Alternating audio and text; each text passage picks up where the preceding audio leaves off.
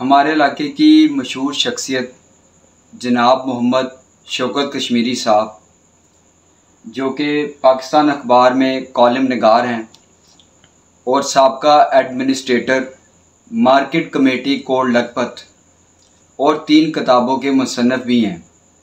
इनसे मेरा सवाल है कि जनाब रफ़ीक अहमद बाजवा साहब की आपसे कब मुलाकात हुई? जी।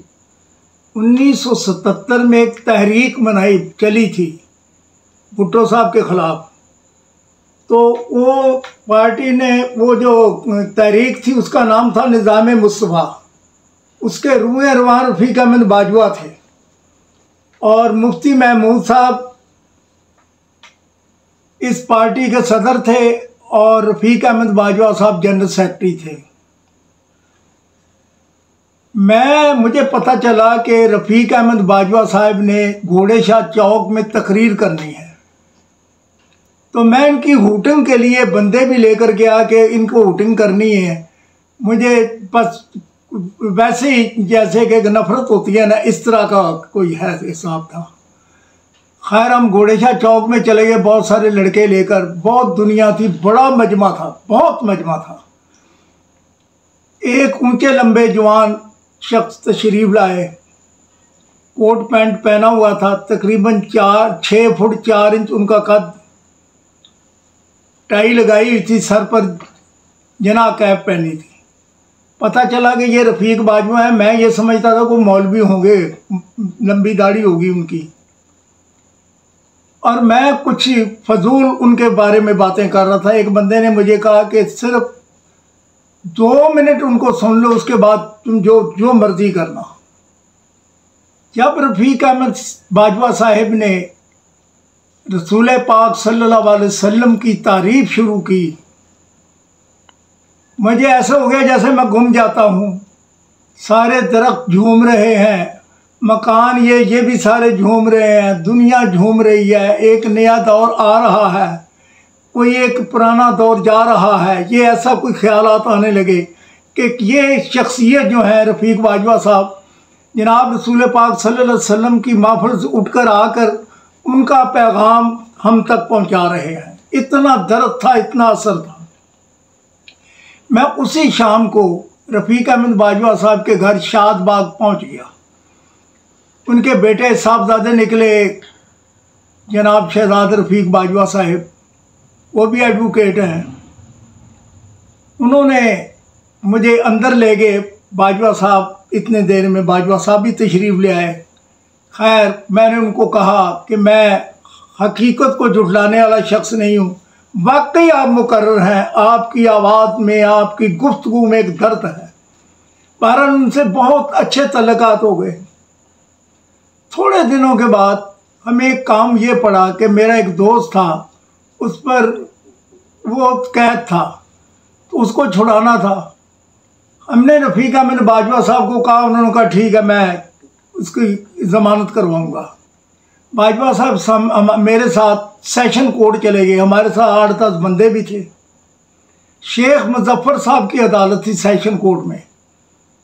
अब वो सरकारी वकील बोलता जा रहा था। रफ़ीक बाजवा साहब चुप खड़े थे। तो मेरे साथी कहें, यार हमारा वकील तो बोलते ही कुछ नहीं है, हमारे वकील साहब तो बोलते ही कुछ नहीं है। मैं खुद भी सोचूं कि हमारे एडवोकेट जो हैं वो तो बोलते नहीं।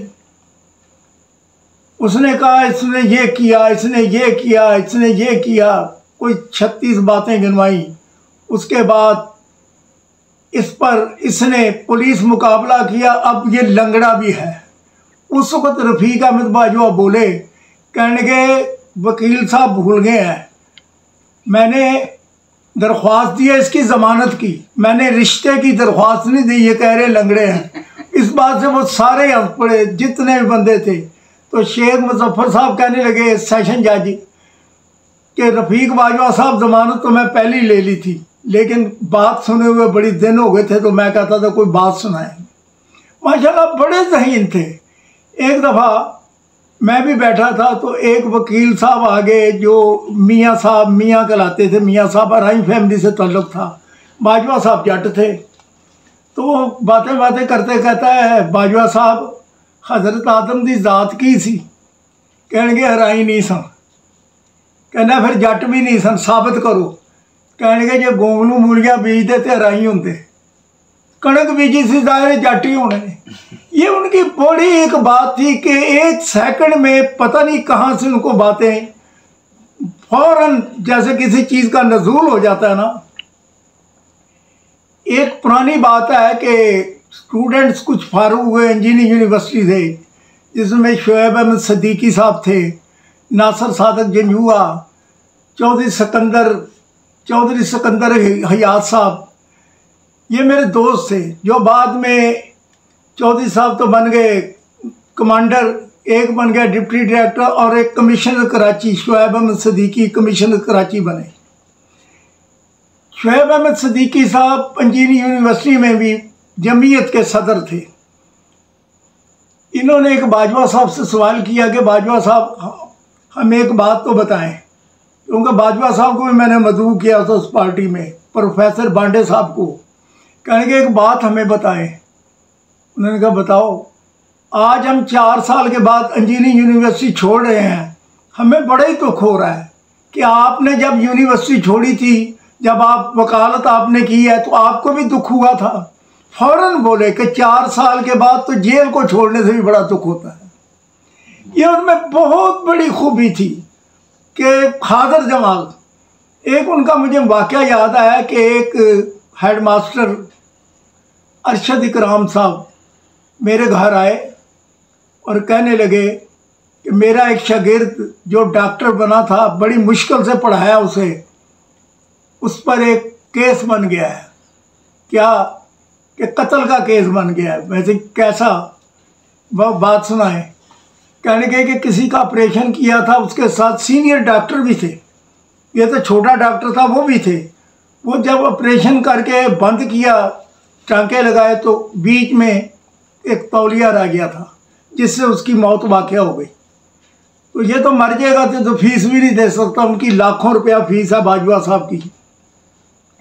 बाजवा साहब एक वाहद बंदे थे, मैंने उनको कभी फीस मांगते नहीं देखा था। मैंने अपनी आंखों से बड़ी दफ़ा कई महफिलों में कई जगह बैठे हुए क्लाइंट आते थे, लेकिन कभी उन्होंने अपने मुंह से फीस नहीं मांगी थी।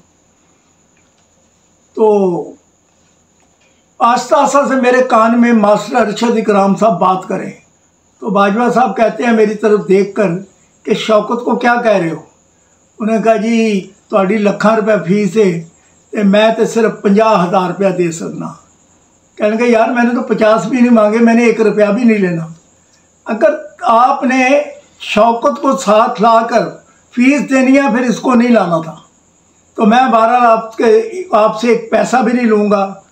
तो मैं समझूंगा कि ऐसी शख्सियतें जब वो तकरीर करते थे, 4 लाख का मजमा है ना, तो जिधर उंगली करते थे लोग उधर देखते थे, अगर इधर हाथ करते थे सारी दुनिया उधर देखती थी। मैंने उन पर एक नज़म लिखी, 9 सितारे थे वो, उस ज़माने के वो 9 सितारे थे जिसमें बड़े बड़ी शख्सियतें थीं। असगर खान साहब थे, नवाबजादा नसरुल्लाह साहब थे, मियाँ तुफैल मोहम्मद साहब थे, और बड़े लोग थे। वली खान की बेगम साहब थी, बेगम नसीम वली खान। तो मैंने उन पर एक नज़म लिखी, क्योंकि उनकी तकरीर को लोग बस मैं बता नहीं सकता। या उसके बाद मैंने कोई मुकर्रर देखा है तो वो जाकिर नाइक साहब हैं कि उनके भी मजमे से कोई भी बंदा खारिश भी नहीं करता कि इनकी बात ना ज़ाया हो जाए। तो मैंने एक नज़म लिखी अपनी नाकस अकल से। सन 77 4 मार्च को एक बहुत बड़ा इज्तिमा देखता हूँ, घोड़े शाह के चौक में बिखरा हुआ दरिया देखता हूँ, अनगिनत मजमा जमा हुआ है, सबको चुप खड़ा देखता हूँ, लगते हैं बादशाह और बावफा के नारे, रफ़ीक बाजुआ बाजुआ देखता हूँ। पब्लिक में पैदा है जोश मोहम्मदी, अजीबो गरीब एक समा देखता हूँ, एक ऊंचे लंबे जुआ को करते जिक्र खुदा और रसूल देखता हूँ। कौमी इत्तेहाद के लगते थे नारे, अल्लाह की हम्दो सलाह देखता हूँ, कसम खुदा की लोगों की ज़बान से निज़ाम मुस्तफ़ा मुस्तफ़ा देखता हूँ। पब्लिक में पैदा था जोश मोहम्मदी, अजीबो गरीब एक समा देखता हूँ, 7-8 घंटे मजमा जमा है, सबको चुप खड़ा देखता हूँ, सितारे थे 9 8 मध्यम थे, उनमें सिर्फ एक को चमकता देखता हूँ। अपनों ने की एक सितारे से साजिश, तो सारा ही बेड़ा तबाह देखता हूँ। शौकत कोई जब भी चमका जहाँ में, जलता है उससे जहाँ देखता हूँ।